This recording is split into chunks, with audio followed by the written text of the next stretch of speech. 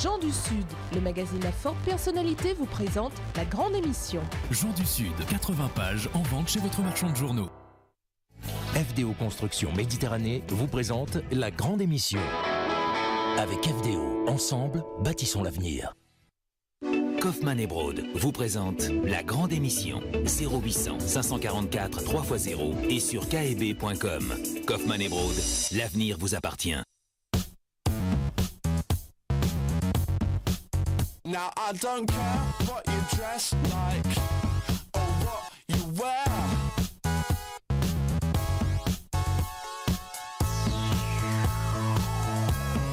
Get some colours on. Bonjour à tous et bienvenue pour une grande émission spéciale. Nous sommes ici place de la Joliette où a été inauguré ce matin, il y a quelques heures seulement, le boulevard du Littoral. Guy Tessier, bonjour. Bonjour. Vous êtes, n'oubliez pas votre micro, le président d'Euroméditerranée. Avec nous également Yves Lyon. Bonjour. Bonjour. Vous êtes architecte, urbaniste et c'est vous qui avez pensé la nouvelle topographie justement de ce quartier. Et Adeline Granereau, ravie de vous voir également. Bonjour, vous êtes directrice du musée Regard de Provence qui s'est installé il y a peu sur l'esplanade du J4 en face de la cathédrale de la Major. Alors Guy Tessier, je le disais, inauguration il y a 1 heure tout juste. J'imagine que vous êtes heureux d'arriver au terme justement de ces travaux et de donner aux Marseillais un nouvel environnement tout neuf, tout beau et un vrai lieu de promenade. Absolument, parce que cette inauguration revêt un intérêt tout particulier. Bien sûr, comme toutes les inaugurations, c'est un moment festif, c'est un moment agréable, tout est beau, tout est propre, donc tout ça est très plaisant. Mais c'est surtout la symbolique que revêt cette inauguration, c'est-à-dire les retrouvailles, au fond, de cette ville avec son port, de l'activité économique, en même temps que les rivages qui bercent cette ville depuis la nuit des temps. Donc, en quelque sorte, avec Yves Lyon, qui est à l'origine de cette couture, je dirais, après la fracture entre le port et la ville, c'est un événement hautement symbolique et c'est aussi la transcription d'un Marseille qui change, d'un Marseille qui évolue, d'un Marseille qui fait peau neuve, mais d'un Marseille qui ne lâche rien de sa tradition et de son passé. Alors un quartier en pleine mutation, on le voit justement sur les images qui défilent, donc ce fameux boulevard du Littoral. Est-ce qu'on peut dire qu'on revient de loin? Puisque c'est vrai que le quartier de la Joliette était un quartier peut-être plutôt hostile, où les Marseillais ne se rendaient pas forcément. On va voir quelques images, tout le monde se souvient de la passerelle qui a été détruite il y a quelques années pour justement engager ces travaux. Yves Lyon, comment avez-vous envisagé ce nouveau quartier justement? Comment l'avez-vous imaginé, pensé pour qu'il arrive aujourd'hui à ce que nous voyons derrière nous? D'abord que ce soit un quartier bien orienté vers l'activité économique que constitue le port. On a la chance de pouvoir être vraiment en ville. On ne le pensait pas vraiment avant ça. C'est-à-dire que la ville était loin au fond de cet endroit, alors que réellement elle est toute proche. Et là aujourd'hui c'est la continuité du Vieux-Port, comme donc, le disait bien sûr, on a Guy essayé Tessier à l'instant, d'organiser des relations très fortes de tous les quartiers, depuis le boulevard Salingro, etc., jusqu'à la mer, jusqu'au port. Donc au fond c'est presque un mouvement naturel qu'on retrouve, qui avait été entravé par effectivement l'existence d'une infrastructure très, très forte et très... peut-être utile à une époque, mais quand même un peu outrancière aussi, quoi. Vous faites allusion au hangar, à la passerelle qui a été détruite. Et à la passerelle qui a été détruite, surtout, oui. Moi, elle m'avait beaucoup choqué dans ma jeunesse quand je l'avais vue débarquer un jour, cette passerelle. Pourquoi? Vous la trouviez envahissante? Parce que je me demandais comment on pouvait vivre derrière la passerelle, quoi. Parce que devant, je voulais bien, la mer va bien. Mais vous voyez, donc il y avait là une espèce d'anachronisme, mais c'était l'air du temps. Il n'y a pas que Marseille qui a eu des passerelles, hein. Oui. Toutes les villes du monde ont considéré que l'infrastructure c'était prioritaire et qu'on ne s'occupait pas du reste, quoi. Alors il fallait faire circuler les voitures. Aujourd'hui on est plus précautionneux avec les voitures. Alors le but, justement, c'était d'en faire un lieu convivial de ce quartier, un lieu de rencontre et de promenade. Convivial, moi, c'est pas tout à fait ma compétence. C'est-à-dire qu'il faut que ça puisse marcher. En élargissant les trottoirs, par exemple. Le peuple s'en empare, quoi. Il faut que les gens s'en emparent, il faut qu'ils aient les conditions pour ça. Et on a tout fait pour rendre des choses au moins confortables. Oui. Voilà. Avec des moyens simples, hein, mais au moins confortables. Guy Tessier, la convivialité. Oui, moi je trouve que M. Lyon est est modeste dans son propos, parce que tous les ingrédients de l'appropriation existent, à savoir une longue avenue rectiligne déjà, qui permet des perspectives très heureuses par rapport à cette cicatrice que constituait cette passerelle. Ensuite, le fait que nous avons beaucoup arboré plus de 650 arbres, Oui. des milliers de plantes, d'immenses trottoirs qui permettent les promenades, de se déambuler, de promener et de retrouver la mer. Ensuite, si vous voulez, entre ce que sont les terrasses du port et le Fort Saint-Jean, un déambulatoire, mais aussi un lieu festif, avec les voûtes de la Major, mais ça, on va en parler mieux que moi. Bien évidemment, tous les musées, voilà, hein, tous les musées qui les seront espaces là. culturels qui Donc, sont créés. tous ces aspects-là, et puis peut-être un jour une immense boîte de nuit dans le JE. Qui pourrait... C'est un scoop, ça? Oui, c'est un scoop. Qui trouverait là un espace pour les jeunes et un lieu de divertissement nocturne. Enfin bref, je crois que tout y est pour une réussite. Et déjà, tous les week-ends, on s'aperçoit que les Marseillaises et les Marseillais viennent s'approprier, viennent promener heureusement et découvrir ce nouveau littoral et ce nouveau visage de Marseille.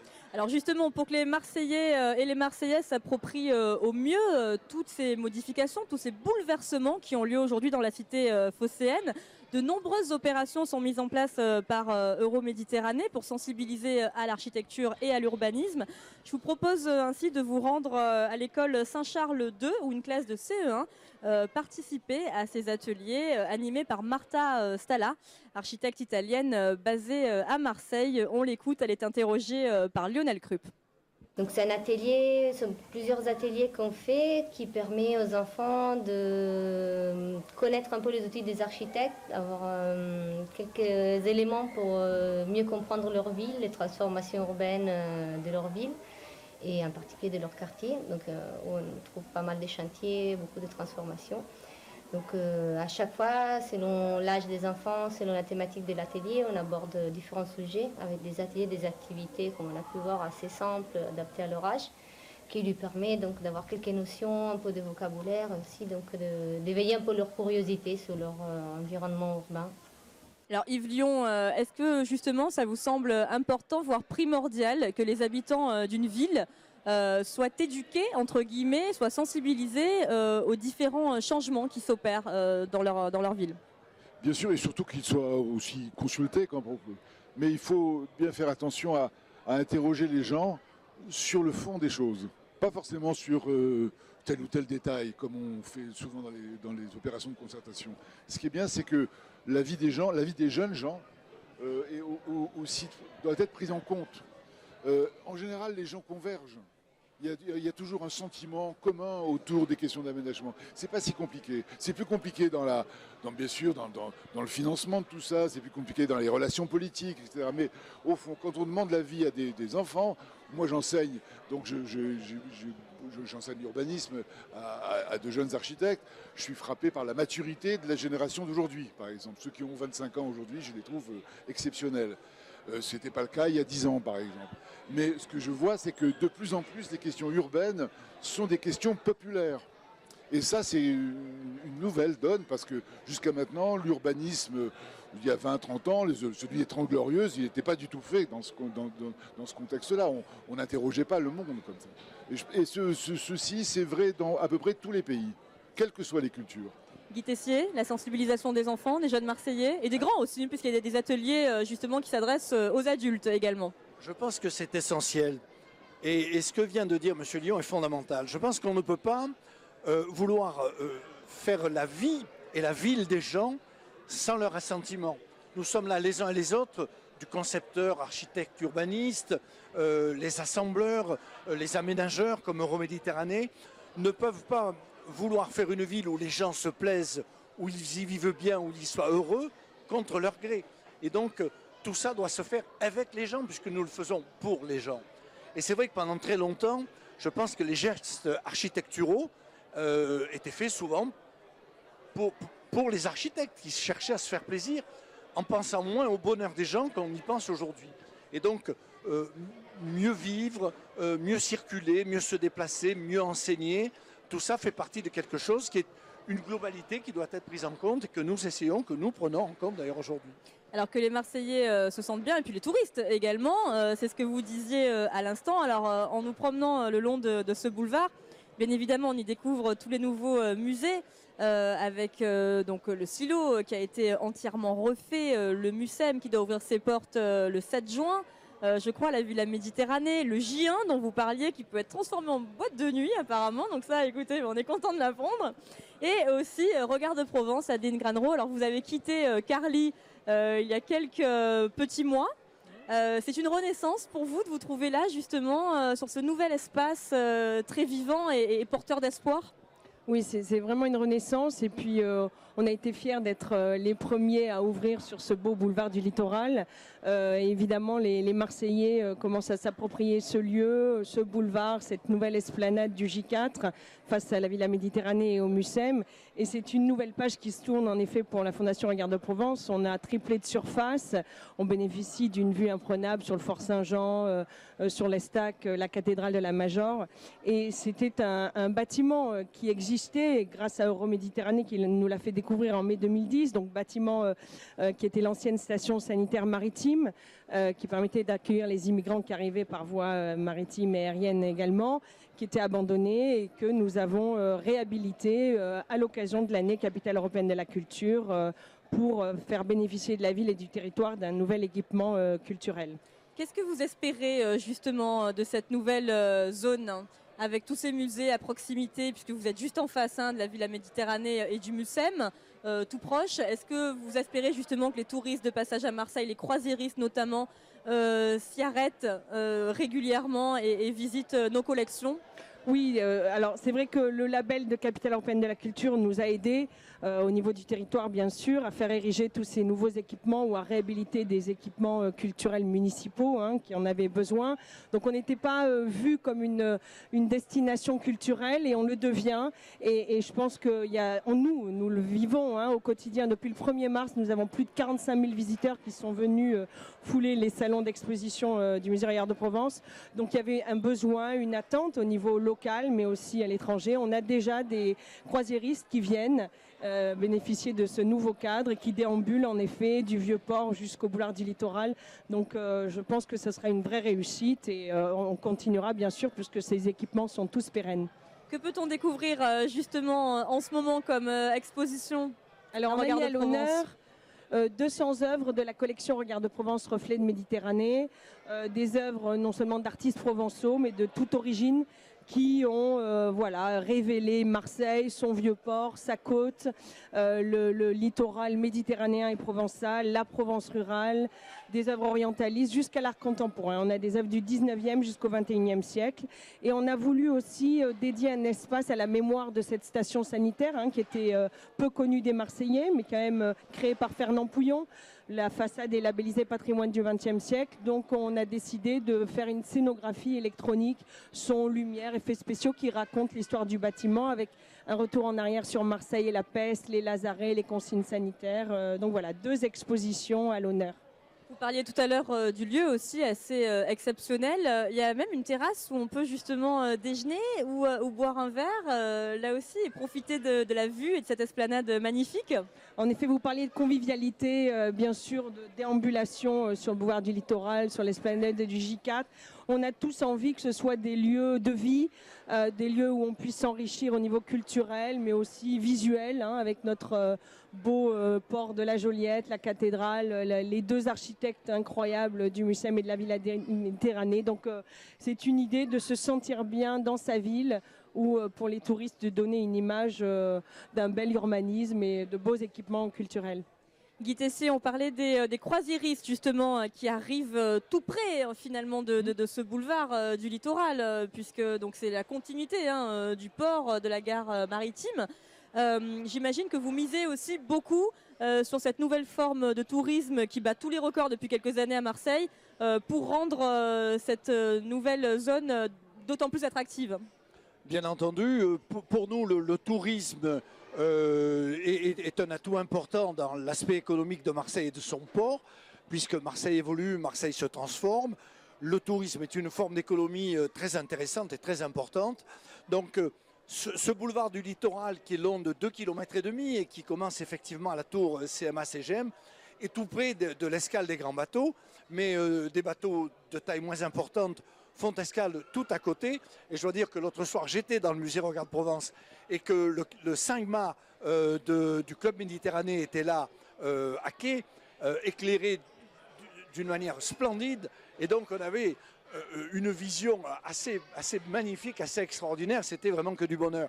Donc je pense que pour notre ville, pour les Marseillais, pour Marseille, recevoir des gens qui viennent de tous les coins du monde dans une ville rénovée, dans une ville belle, dans une ville accueillante, dans une ville qui se diversifie et qui augmente sa capacité culturelle et artistique, devrait permettre, avec une capacité hôtelière aussi qui se développe depuis plusieurs années, devrait permettre plus d'attractivité, plus d'intérêt pour notre ville. Et d'ailleurs, actuellement, on s'aperçoit que tout cela n'est pas démenti, puisque nous sommes pratiquement 1 million de touristes et que nous visons, dans les années qui viennent, à doubler cette capacité. Puis on peut dire également que ça ne fait que commencer, puisque je le disais tout à l'heure, le MUSEM lui ouvrira ses portes le 7 juin. Il y aura également Gérald Paseda qui aura un espace de restauration dans ce musée, donc tout ça est assez exceptionnel. Tout à fait, mais il y a d'autres belles fourchettes, si vous me permettez. Ah oui, mais je vous en prie, dites-nous. Qui vont s'installer sur les terrasses du port. Les vieux docks vont avoir une 3e renaissance avec une très belle architecture rénovée, revisitée, comme on dit aujourd'hui, avec des terrasses qui seront permises sur les grands trottoirs, des restaurants, des bars. Bref, la vie va s'installer dans cet espace. Et donc, le pari que j'avais voulu d'Euroméditerranée, de faire non pas un lieu simplement économique, mais que nous reconstruisions la ville sur la ville, avec tout ce que cela apporte, eh bien, est en train de se traduire. Terrasse du Port, ouverture prévue en mai 2014. Exactement, dans 1 an maintenant. Et du coup, la finalité aussi de ce fameux boulevard du littoral, qui sera abouti, on va dire, avec les terrasses du port. Voilà, il y a une portion qui n'est pas achevée compte tenu des travaux et qui le sera dès après la livraison des terrasses du port. Alors Yves Lion, tout à l'heure, Guy Tessier soulevait votre modestie en fait par rapport aux travaux que vous avez réalisés. Est-ce qu'aujourd'hui, en venant sur place et en assistant à cette inauguration, est-ce que vous êtes fier justement de ce que vous avez fait? Est-ce que vous trouvez que tout s'imbrique bien dans l'espace naturel et urbain et du littoral marseillais? Oui, mais je suis fier de tout un contexte. D'abord, je suis fier d'avoir travaillé dans un des plus beaux paysages urbains du monde. C'est un paysage urbain exceptionnel. Marseille, c'est une ville exceptionnelle. Oui, il faut aimer Marseille aussi pour pouvoir y travailler peut-être. Quand on est un jeune pied noir, on a découvert la France avec Marseille. Donc moi, donc vous connaissez bien la ville. Puis mon père est enterré à Marignane. Enfin, moi, je suis pas complètement ignorant des lieux, quoi. Au contraire, j'ai toujours beaucoup aimé. Mais au fond, on voit là la capacité que les villes ont à se régénérer en permanence. Il faut bien sûr un coup de pouce, il faut un coup de pouce économique, politique, etc. C'est vrai que j'ai beaucoup aimé faire ce projet avec ces gens-là, je dirais, voilà, avec ce contexte. J'étais plutôt par rapport à tous les projets urbains dont je m'occupe dans notre pays ou à l'étranger, c'est sans doute le lieu le plus efficace du point de vue de la relation entre les gens, de la décision. Ça a été très vite. Pour moi, c'est un projet qui s'est fait très rapidement. En combien d'années précisément, en fait, entre pour moi, le début des travaux et aujourd'hui? 11 ans. Il y a 11 ans qu'on a gagné une étude, un concours qui s'appelait une étude de définition. Et la même année, j'ai gagné 2 autres concours en France. Et je peux vous dire que ces 2 autres projets se font, mais ils sont vraiment à la traîne par rapport à celui-ci. Celui-ci, il a été un peu hésitant au départ, et puis après, il est parti en flèche. Et c'est très agréable parce que on sent bien qu'on a accompli un certain nombre de choses, mais il y a encore beaucoup de choses qui vont se faire. C'est-à-dire que la transformation, elle ne fait pour vous, passants, etc., que commencer. Et vous avez des interventions... C'est-à-dire, alors dites-nous, dans quelques années, de quelle manière ça s'ancrera, justement? Il faut organiser mieux le rapport entre la ville et le port. Aujourd'hui, ce rapport, il est devenu plus complice alors qu'il était assez antagoniste au départ. Il est devenu complice et c'est ce qu'il faut. Mais tout ceci, ça veut dire des tas de possibilités. Le port de Marseille, c'est gigantesque. Personne ne le connaît, sauf les voyageurs régulier comme moi en avion, on n'arrête pas de tourner autour, donc on le connaît par cœur à la fin. Mais c'est vraiment un lieu d'une grande force, quoi. Et cette force-là, elle est à notre disposition. Le Euromètre 2 qui va démarrer, j'espère le plus vite, qui est un tout autre projet, avec un projet de territoire, là, au sens strict du terme, va forcément bénéficier de l'élan apporté aujourd'hui. Si vous voulez, Marseille, c'est une ville qui ne s'intéressait pas beaucoup à son nord. Et pourtant, il est sublime, voilà, potentiellement. En gros, on se réveille un petit peu finalement maintenant, Guy Tessier. Vous voulez réagir à ce que vient de dire Yves Lion? Marseille ne s'intéressait pas suffisamment à son nord. En gros, on se réveille un petit peu sur le tard, peut-être? Écoutez, moi le petit garçon qui est né dans le nord et qui a grandi dans le nord de cette ville, ne peut pas dire tout à fait ça. Le nord, enfin, il y avait une partition, à tort d'ailleurs, entre les deux guerres. On a fait du nord un lieu essentiellement industriel, ouvrier. Le nord, comme l'est d'ailleurs, était réservé au travail. Et c'est vrai qu'à partir du moment où à cette époque, on investissait dans l'industrie, on sacrifiait l'urbanisme. Voilà. Et la vie des gens, de même suite. Mais je ne suis pas tout à fait d'accord sur un seul point. C'est qu'au 19e, et Regard de Provence pour en être témoin, les résidences se situaient au nord. Et donc, les peintres peignaient le nord. Parce que ce nord qui était à l'abri du Mistral permettait des vues sur la ville qui étaient tout à fait somptueuses et extraordinaires. Et c'est l'ère industrielle qui a gâché d'ailleurs les extrémités de cette ville, parce que le gâchis d'une partie des quartiers nord se retrouve aussi de l'autre côté, du côté des Goudes et au-delà, où les industries très polluantes s'étaient installées au 19e. Adeline Granereau. Oui, je voulais rebondir sur ce que M. Yves Lion disait. C'est vrai qu'en ce qui nous concerne pour Regard de Provence, grâce à Euroméditerranée, nous avons découvert le bâtiment en mai 2010. Alors, c'est une initiative privée. Évidemment, ça va un peu plus vite pour restructurer un bâtiment existant, mais c'est allé très vite grâce à Euroméditerranée, grâce à l'implication de toutes les collectivités locales de la ville de Marseille. Et on s'est tous donné les moyens de réussir à temps pour 2013 et de doter la ville d'un nouvel équipement en ce qui nous concerne. Donc, je pense qu'on a tous conscience que c'est un travail collectif, privé, public, toutes les institutions. Et c'est allé, en ce qui nous concerne, très rapidement. On a été très, très contents. Et justement, le fait que la ville ait remporté ce label de capitale européenne de la culture pour cette année 2013, ça a été un vrai accélérateur. Une récompense. Et un vrai accélérateur, justement, dans les travaux, dans la réalisation de musées et puis dans l'attractivité, finalement, de tout un territoire. Ah mais complètement. Parce que, si vous voulez, dans la vie relativement récente d'Euroméditerranée, personne n'avait imaginé que nous pourrions devenir un jour capitale de la culture. Et ça nous est tombé dessus. Et à partir du moment où c'est arrivé, il fallait que tout soit prêt à ce moment-là. Alors, ce n'était pas prévu. Et donc, il y a eu des prouesses, comme Regard Provence, qui est arrivé à ouvrir en temps et en heure, d'autres pour lesquelles ça a été un peu plus compliqué. Voilà, mais finalement, tout va être... Tout le monde sera au rendez-vous avec un peu plus ou moins de retard, mais c'était quelquefois pas du tout de la mauvaise volonté des artisans au sens le plus noble du terme, mais parce qu'ils ont eu à subir des recours, des retards, etc., des bombes qu'il a fallu désamorcer, qui ont arrêté les chantiers. Mais oui, ça aussi, voilà. C'est vrai que c'est une des difficultés de Marseille, Yves Lion, quand on travaille ici, dès qu'on fouille, c'est Patrick Bosso qui nous disait ça hier sur un plateau, on trouve des vestiges. De ici, effectivement, oui. Ou des vestiges. Voilà, les vestiges, ça, il y en a partout. Oui, en France, mais les bombes, c'est plus rare. Surtout ce genre de bombes. Guy Tessier, un mot d'une manière générale sur les travaux d'Euroméditerranée, justement, sur tout le périmètre.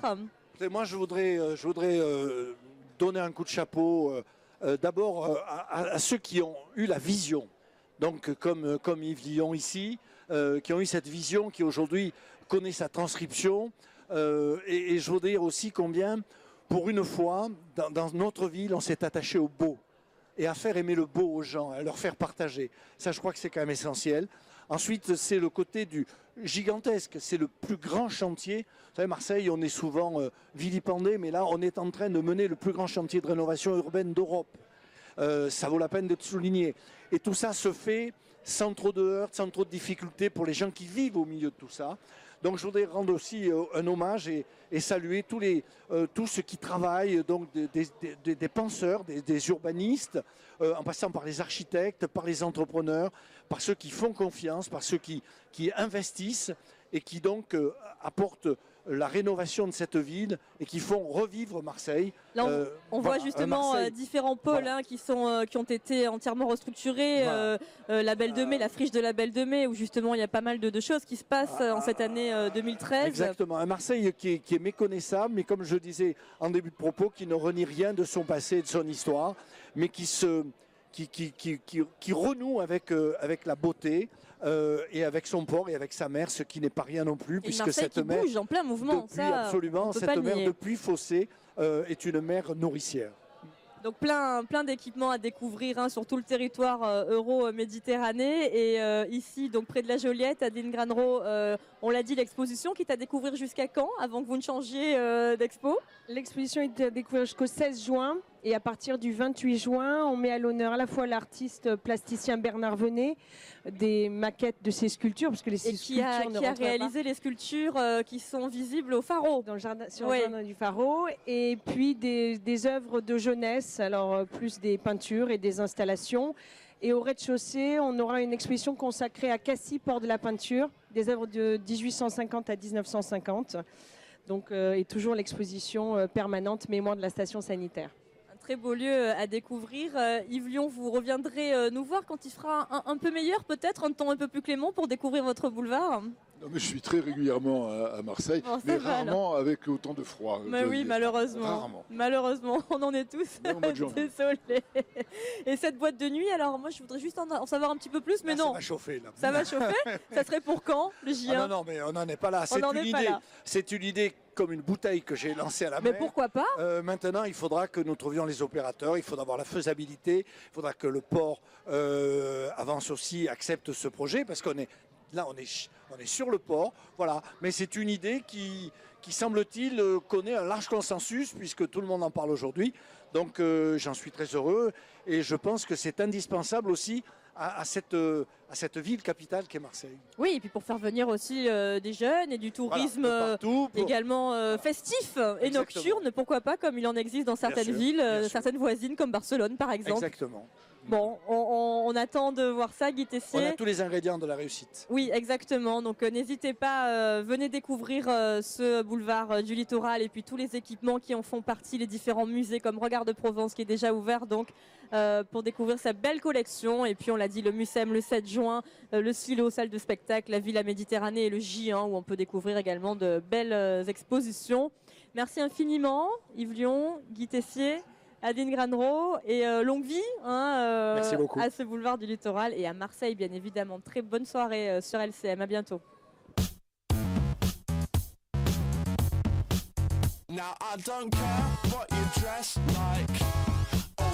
Pour revoir ce programme, lcm.fr. La grande émission vous a été présentée par Kaufmann & Broad. Devenez enfin propriétaire au 0800 544 3x0 et sur keb.com. Kaufmann & Broad, l'avenir vous appartient. FDO Construction Méditerranée vous a présenté la grande émission. Avec FDO, ensemble, bâtissons l'avenir. Jean du Sud, le magazine à forte personnalité vous présente la grande émission. Jean du Sud, 80 pages en vente chez votre marchand de journaux.